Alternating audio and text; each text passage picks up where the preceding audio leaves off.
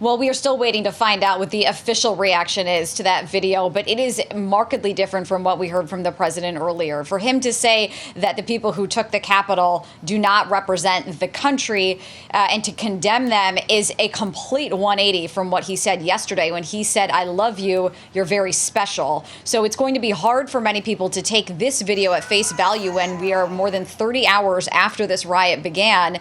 And this is the first acknowledgement and condemnation from the president of the violence after he had put out so many other, pieces of communication that either defended the people who took the Hill or took Capitol Hill, again, saying he loved them and they were very special. And again, so it's difficult for many people here in Washington to take this video at face value because it's hard to believe that he actually believes what he said, John. And meantime, the fallout continues over there. And as we just reported, the National Guard had approached Capitol Hill police saying, "Do you guys need any help?" knowing full well what was about to descend on Washington, D.C. January 6th.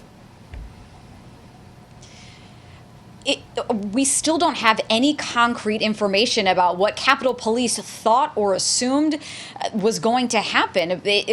Some of our early reporting, sourced reporting, is that Capitol Police, some of them at least, thought that the barriers would be enough. They never anticipated that the riot would turn on them. They just did not imagine that it would turn out that way, and so thus were woefully unprepared. But the fallout continues. The Sergeant of Arms on the House side has resigned. The U.S. Capitol Police Chief has also quit. John?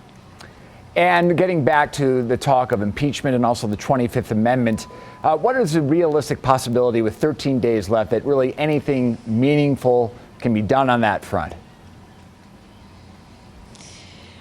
You raise a really good point. The timeline is so short for either one of those options. There are still conversations being had among cabinet members, according to our sources, about whether or not to invoke the 25th Amendment. That seems like the least likely scenario. However, Nancy Pelosi says that if they don't do that, she is fully prepared to move forward with articles of impeachment. They would try to move at lightning speed. And there is a long list of House Democrats who are prepared to move forward as well, and at least one Republican on the House side who supports the idea of impeachment. So far, no Republican senators support the idea of impeachment, but that could change. We will have to see what happens next. But either way, there are many people here in Washington, many lawmakers who are saying the only option at this point is to remove the president from office. Let's see if that video has any impact. Whitney Wild for us. Thank you, Whitney.